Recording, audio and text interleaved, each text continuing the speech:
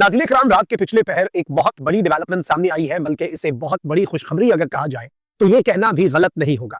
हाल ही में पिछले कुछ हफ्तों में हमने देखा कि पाकिस्तान की सिक्योरिटी फोर्सेस पर, खैबर पख्तूनख्वा के जो कबायली अजला हैं वहां पर, जो अमन कमेटीज हैं उन पर, और यहाँ तक के जो खैबर पख्तूनख्वा के अंदर ब्यूरोक्रेसी है उन पर दहशतगर्दों ने, खारजियों ने, टीटीपी और IMP और हाफिज गुल बहादुर ग्रुप और इस तरह के जितने दहशतगर्द गिरोह हैं, इन्होंने अपने हमले जो है वो तेज कर दिए। और हाल ही में कुछ बड़े हाई वैल्यू इन्होंने कैजुअलिटीज भी की, शहादतें भी हुई। लेकिन अब इन शहादतों का एक बहुत बड़ा बदला ले लिया गया है और ना सिर्फ TTP IMP इन खवारिज को, बल्कि इनके रॉ के जो हैंडलर्स हैं उन्हें भी एक नाकाबिले तलाफी नुकसान पहुंचाया गया है। एक बड़ा कमांडर जो है उसे मार दिया गया है, बड़ा बदला ले लिया गया है। और इसके साथ ही साथ साइमल्टेनियसली, ये तो खारजियों का जो हशर नशर हो रहा है, ये तो वो डेवलपमेंट्स है ना, लेकिन कुछ डेवलपमेंट्स अफगानिस्तान के अंदर से भी आ रही है।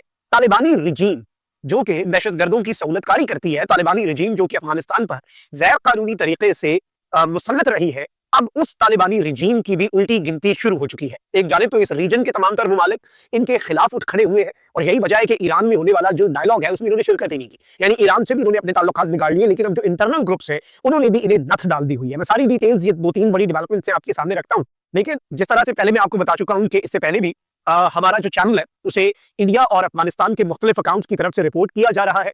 अब अगले कुछ हफ्ते इस रिपोर्टिंग का असर जो है वो जाहिर करने के लिए आपने इस वीडियो को, हमारी तमाम तर वीडियोस को लाइक करना है और एक के बजाय आप ज्यादा से ज्यादा कमेंट्स अगर करेंगे तो वो रिपोर्टिंग जो की जाती है नेक्स्ट लेवल से, उस रिपोर्टिंग का असर जाहिर हो सकेगा। अब आते हैं नाज़रीन इकराम खबरों पर, और जो पाकिस्तान की सिक्योरिटी फोर्सेस ने बड़ा बदला लिया उस पर आने से पहले एक जानिब तो ईरान के अंदर एक रीजनल डायलॉग ऑन अफगानिस्तान हो रहा है। ये 4th रीजनल डायलॉग है और इस डायलॉग के अंदर तालिबानी रिजीम शिरकत ही नहीं कर रही।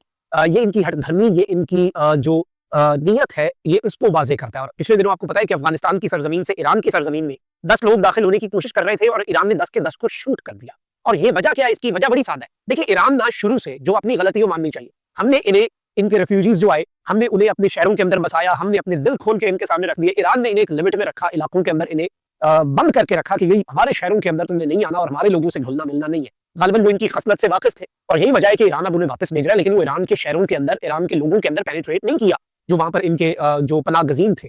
अब सूरत हाल ये है कि ताजिकिस्तान के साथ क्या हुआ आपको पता है, चाइनीज सोल्जर्स के साथ क्या हुआ। ताजिकिस्तान रशियन एलाई है, अब ईरान जो है वो तप गया कि भाई ये लोग शिरकत ही नहीं कर रहे। फिर ईरान ने ये तक कह दिया कि भाई पाकिस्तान भी ईरान का हमसाया और अफगानिस्तान भी, और इन दोनों के दरमियान लड़ाई ईरान का भी मसला है। तो ये भी इन्हें मैसेज दे दिया कि भाई ये चीजें जो है इस तरह से नहीं चलेगी। पाकिस्तान तो इस डायलॉग के अंदर शिरकत कर रहा है, लेकिन डीप इनसाइड इनके अपने मुल्क के अंदर अब जो हो रहा है, आपको मैंने बताया था कि इनकी एक बटालियन जो है पंशेर में, उसके ऊपर एक हमला किया गया, रॉकेट हमला हुआ, उसके बाद इन्होंने IED ब्लास्ट किया।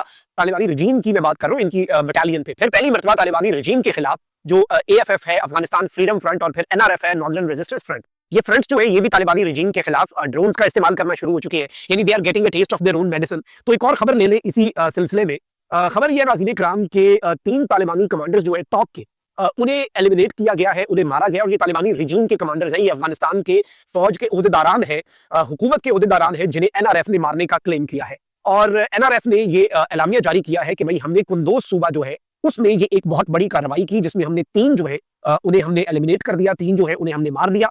और इस सब के अंदर बताया गया है कि एक जख्मी भी हुआ है। और ये चेक पॉइंट जो है 6 पुलिस डिस्ट्रिक्ट ऑफ कुंदोज सिटी, और इस सब के अंदर इन्होंने कहा है कि भाई NRF के जो जंगजू है नॉर्दर्न रेजिस्टेंस फ्रंट के, उन्हें कोई नुकसान नहीं पहुंचा, वो बिल्कुल ठीक ठाक है और उन्हें कोई मसला नहीं है। अब ये जो सारी डिटेल्स है, अगर हम इन्हें एनालाइज करें तो बहुत कुछ जो है वो हमारे सामने क्लियर हो जाता है और इस वक्त जो असल मुद्दा है, असल माजरा है, उसकी भी हमें समझ आना शुरू हो जाती है। लेकिन ओवरऑल अगर हम सिनेरियो को ऑब्जर्व करें तो बहुत कुछ जो है वो मुख्तलिफ अंदाज में चलता हुआ हमें नजर आएगा। एक तरफ तो नाज़रीन इकराम इनके अपने मुल्क के अंदर इनके खिलाफ बगावत सर उठा रही है, अब इनका जो हमने करना है वो तो करना है, लेकिन अब आते हैं हम खारजियों के ऊपर। एक TTP है, एक गुल बहादुर ग्रुप है,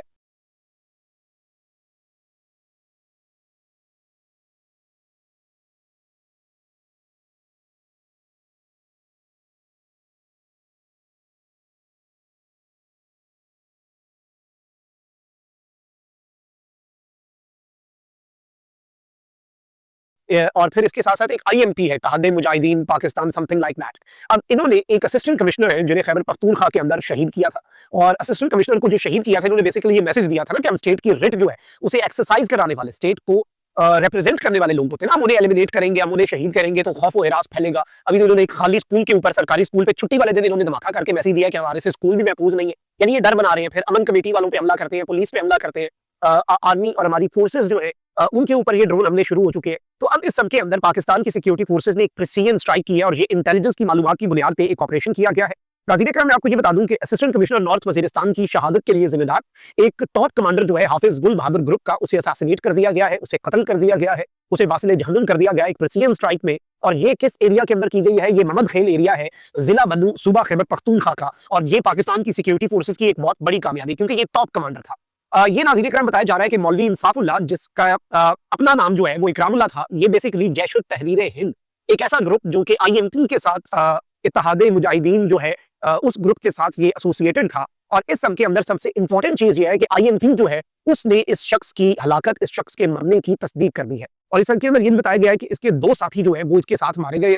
इसके दो साथी जो मारे गए उनका नाम है अताउर रहमान और अबू सालेह, और इनका एक और साथी जो है दरवेश, वो इस प्रिसीजन स्ट्राइक के अंदर जख्मी हुआ। अब इस सब के अंदर ये एक बड़ा बदला लिया गया है, एक टॉप का पाकिस्तान की सरजमीन का दुश्मन और अफगानिस्तान के अंदर मौजूद नेटवर्क्स का रुए रवां और भारतीय खुफिया एजेंसी रॉ का एक बहुत बड़ा असासा, एक एसेट जो उनकी। और याद रखिएगा, जब कमांडर को मारा जाता है ना, जब कमांडर एलिमिनेट होता है, तो उसका मतलब होता है आप एक पूरा लिंक तोड़ते हैं। ये कोई सिर्फ एक दहशतगर्द नहीं है। जैसे आप एक खुदकुश बमबार को मारें तो वो भी बड़ी कामयाबी होती है, क्योंकि आपने खुदकुश हमला अवॉइड किया है, अवॉइड किया है।